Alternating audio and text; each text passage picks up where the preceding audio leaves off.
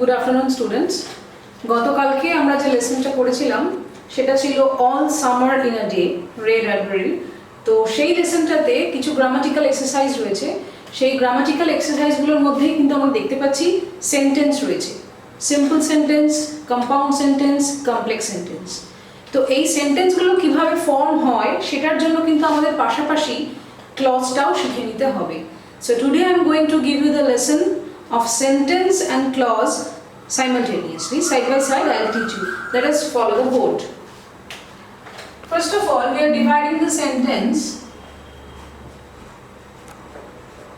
into three parts, that is simple, second one is compound, and the third one is complex. So before I go to the clause, I will say you what type of sentences are these: simple sentence, compound sentence, and complex sentence. First of all, let us come to simple sentence. What is a simple sentence?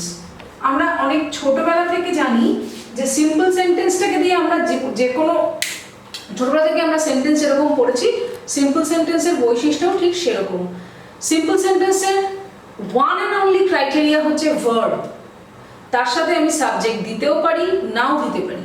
আমি যদি খালি বলি গো, তাতেও কিন্তু simple সেন্টেন্সটা complete হচ্ছে। আমি বললাম স্ট্যান্ড আপ, তোমরা কেউ দাঁড়িয়ে গেলে।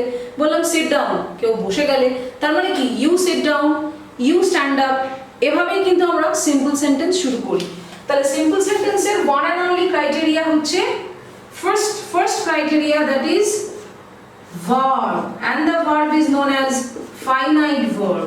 যে ভার্বটার কথা আমরা বলছি সেই ভার্বটা কিন্তু ফাইনাইট ভার্ব হতে পারে। তারপরে সেকেন্ডারি ইম্পর্টেন্স হচ্ছে সাবজেক্ট, অর্থাৎ একটা সিম্পল সেন্টেন্স হতে গেলে আমাকে সবার আগে ভার্ব লাগবে, that should be a finite verb, and second important one is subject. একটা সিম্পল সেন্টেন্স কিন্তু শুধুমাত্র ফাইনাইট ভার্ব দিয়ে কমপ্লিট করা যেতে পারে। সাবজেক্ট আমি চাইলে লিখতেও পারি, না চাইলে নাও দিতে পারি। সাবজেক্ট নিয়ে কিন্তু অত মাথা ব্যথা করার দরকার নেই ফর আ সিম্পল সেন্টেন্স।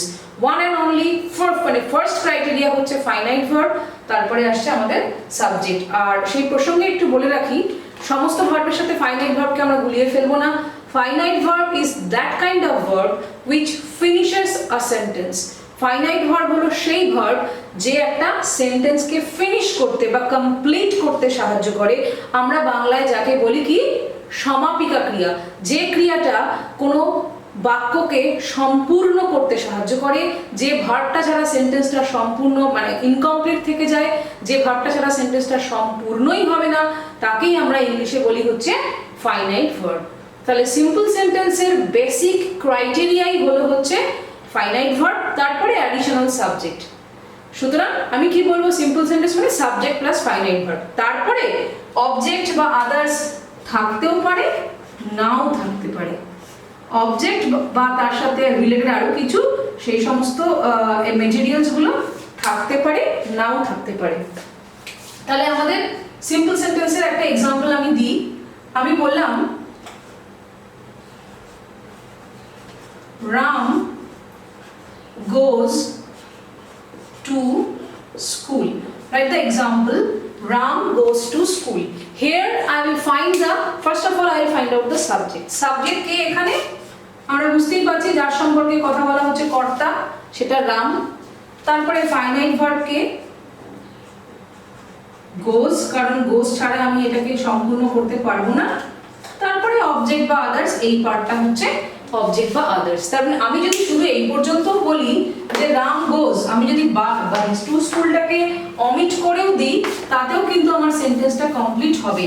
সুতরাং একটা সাবজেক্ট আর একটা ফাইনাইট ভার্ব দিলেই কিন্তু সেন্টেন্স কমপ্লিট হয়। মোর ইম্পর্টেন্ট, আমি যদি খালি এভাবেও লিখি একটা সিম্পল সেন্টেন্সের এক্সাম্পল গো, আমি জাস্ট এরকম একটা অর্ডার দিলাম যে গো মানে যাও, বলতেই পারি। তার মানে আমাকে ধরে নিতে হবে এখানে একটা সাবজেক্ট উজ্জ্ব অবস্থায় রয়েছে, সেটা হচ্ছে ইউ, তুমি যাও। এই কথাটার মধ্যে দিয়ে কিন্তু আমরা বুঝিয়ে দিচ্ছি একটা সেন্টেন্স কমপ্লিট করা যায় সাবজেক্টকে উজ্জ্ব রেখে, যেটা একমাত্র সিম্পল সেন্টেন্সেই সম্ভব। আচ্ছা,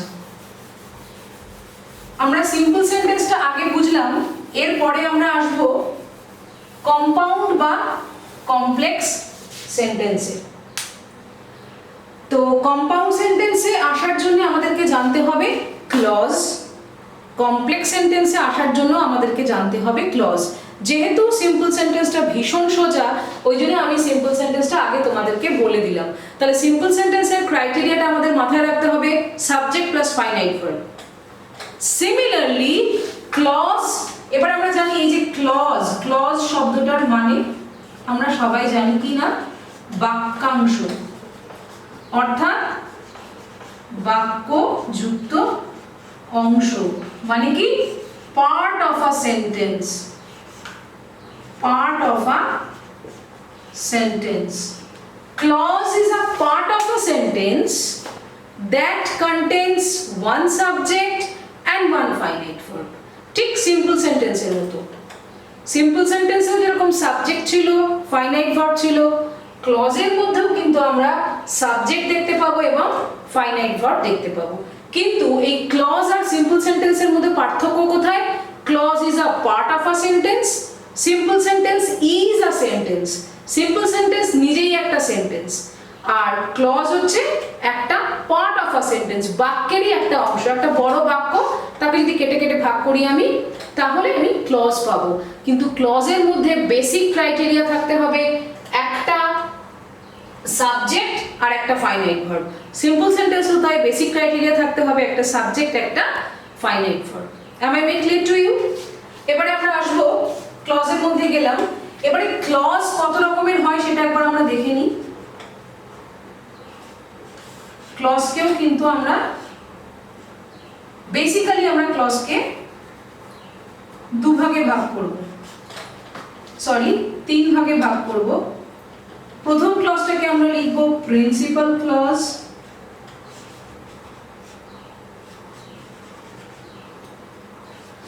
সেকেন্ড ক্লজটাকে আমরা লিখব সাবঅর্ডিনেট ক্লজ,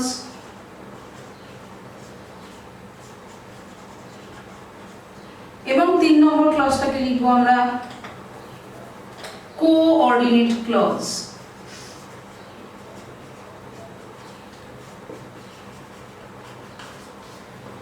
প্রথমে কি লিখছি?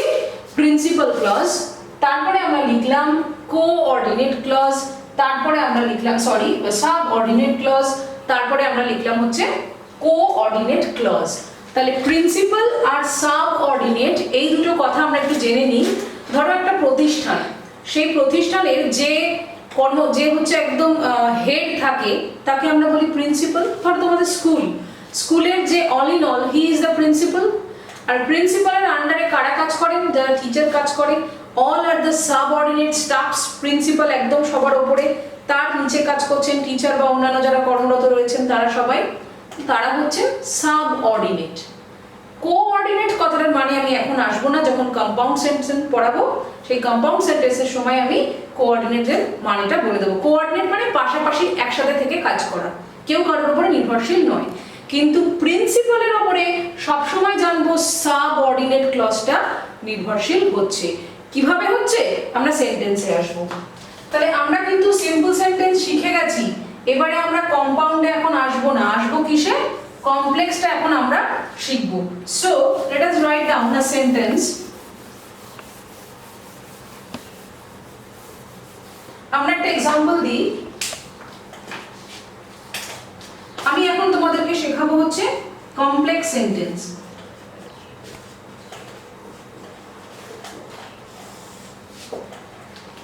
Complex sentence is a sentence which carries one principal clause and one or more subordinate clause.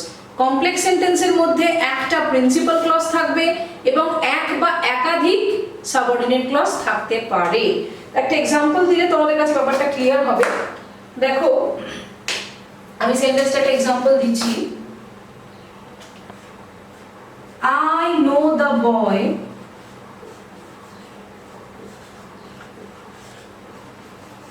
who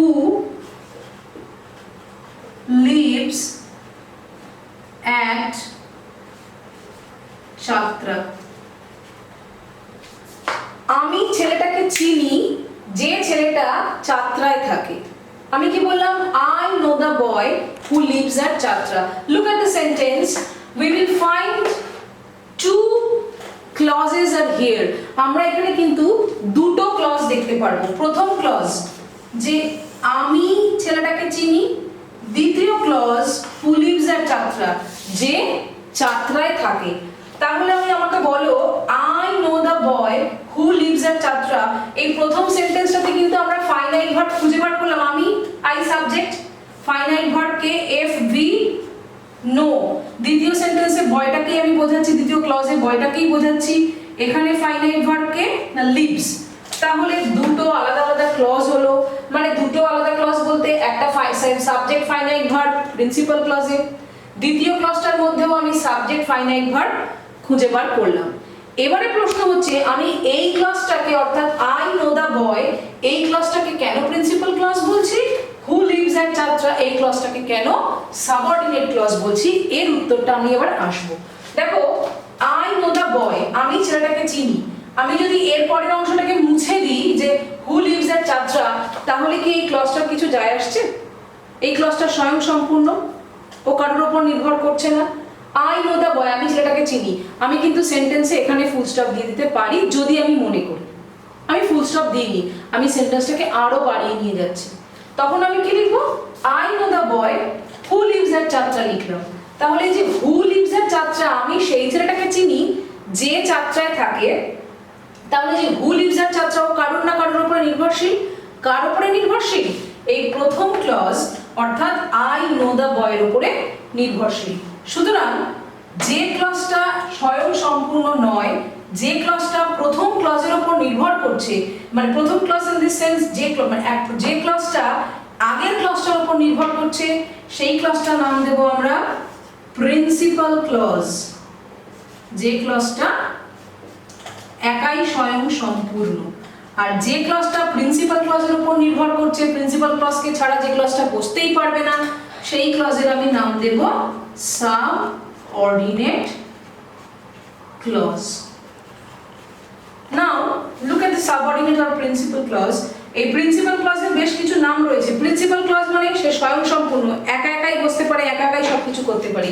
তাই প্রিন্সিপাল ক্লজের আরেকটা নাম হচ্ছে মেইন ক্লজ, আসল ক্লজ। আরো একটা নাম, যেহেতু সে স্বয়ং সম্পূর্ণ, তার নাম হচ্ছে ইন্ডিপেন্ডেন্ট ক্লজ।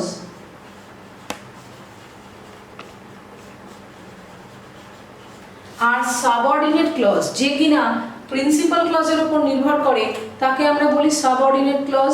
সাবঅর্ডিনেট ক্লজের আরেকটা নাম হচ্ছে ডিপেন্ডেন্ট ক্লজ, যে ক্লজটা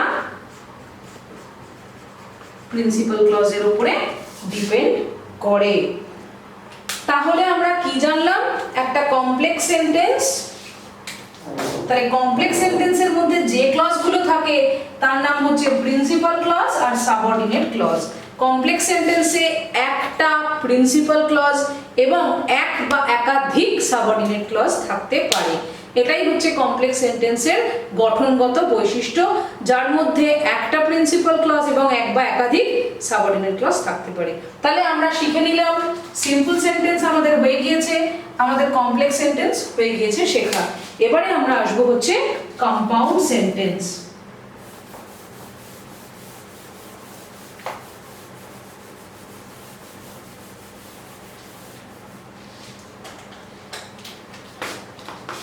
compound sentence.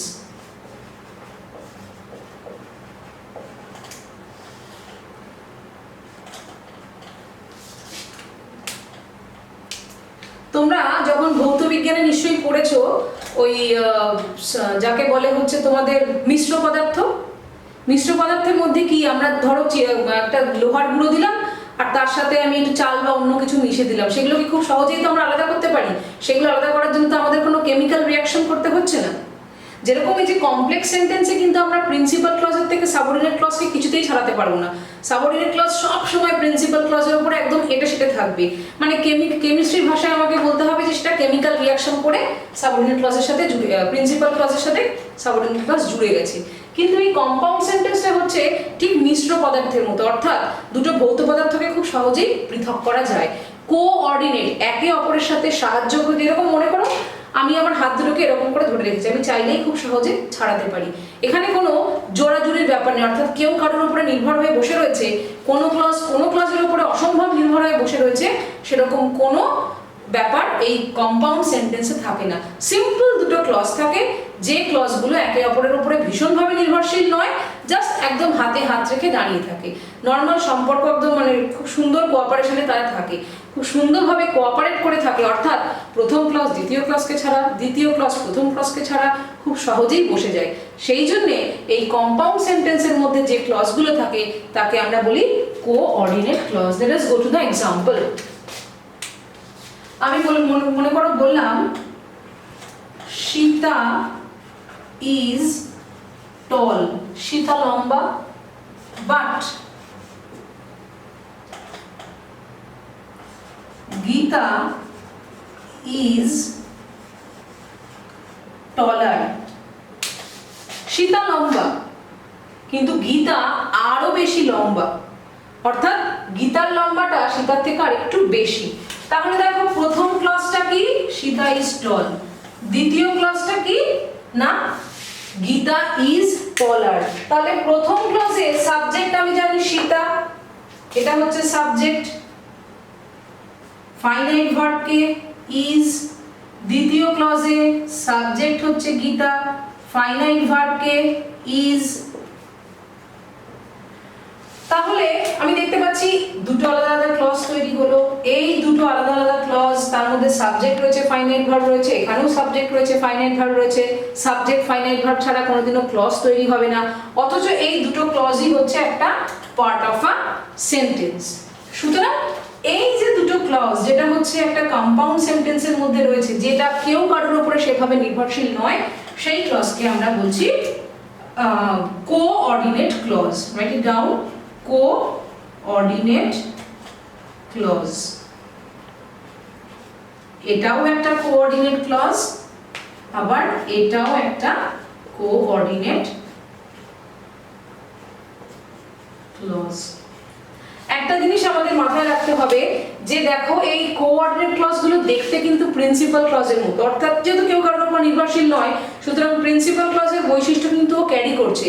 কিন্তু কখনোই কম্পাউন্ড সেন্টেন্সে দুটো প্রিন্সিপাল ক্লজ বসে না, বসে দুটো কোঅর্ডিনেট ক্লজ। তোমরা যদি কোথাও জেনে থাকো যে কম্পাউন্ড সেন্টেন্সে দুটো প্রিন্সিপাল ক্লজ থাকে, ওটা বোঝানোর সুবিধার জন্য বলা হয়। গ্রামাটিক্যালি কারেক্টলি তোমাকে বলতে গেলে will have to say a compound sentence carries two or more coordinate clauses. তাহলে আজকে আমাদের লেসন এই পর্যন্তই থাকলো। আমরা ক্লজ শিখলাম, যেখানে আমরা দেখলাম ক্লজ তিন রকমের হয়, প্রিন্সিপাল, সাবঅর্ডিনেট আর কোঅর্ডিনেট। একটা প্রিন্সিপাল একটা সাবঅর্ডিনেট নিয়ে তৈরি হয় কোন সেন্টেন্স, কমপ্লেক্স সেন্টেন্স। দুটো কোঅর্ডিনেট বা তার একটু বেশি কোঅর্ডিনেট তৈরি হয় হচ্ছে একটা কম্পাউন্ড সেন্টেন্স। আর সিম্পল সেন্টেন্স, এটা সবার প্রথমে শিখিয়েছিলাম, সেখানে কিন্তু কোনো ক্লজ থাকে না, কারণ ক্লজ মানে বাক্যের অংশ, আর সিম্পল সেন্টেন্স মানে বাংলায় যাকে আমরা বলি সরল বাক্য, সেখানে বাক্যের কোনো অংশ থাকতে পারবে না, সরল বাক্য। সেই জন্য সেখানে একটা ফাইনাইট ভার্ব, একটা সাবজেক্ট থাকবে, একটা ফাইনাইট ভার্ব থাকবে সিম্পল সেন্টেন্সে। যাকে আমরা তোমরা বাংলায় বলো হচ্ছে যৌগিক বাক্য, সেটা হচ্ছে আমাদের ইংলিশের কম্পাউন্ড সেন্টেন্স, যার মধ্যে দুটো কোঅর্ডিনেট ক্লজ থাকছে। আর বাংলায় যাকে তোমরা বলো হচ্ছে জটিল বাক্য, সেটা হচ্ছে কমপ্লেক্স সেন্টেন্স, যার মধ্যে একটা প্রিন্সিপাল এবং এক বা একাধিক সাবঅর্ডিনেট ক্লজ থাকতে পারে। থ্যাংক ইউ এভরিবডি, আজকের ক্লাস এই পর্যন্তই থাকলো। আর একটা কথা, আমার নেক্সট ভিডিওটা যখন তোমরা দেখবে তার জন্য তোমাকে আমাদের চ্যানেলটা রয়েছে, সেই চ্যানেলটাকে লাইক আর সাবস্ক্রাইব করতে হবে। এর পরবর্তী ভিডিওগুলোতে তোমাদের পাওয়ার জন্য খুব সুবিধা হবে। আর একটা কথা, যদি কোনো সমস্যা থাকে এই বোঝা নিয়ে বা আগের যে লেসনগুলো নিয়ে, you can drop your comment in the comment box. I will be ready to serve you. Thank you everybody, good afternoon.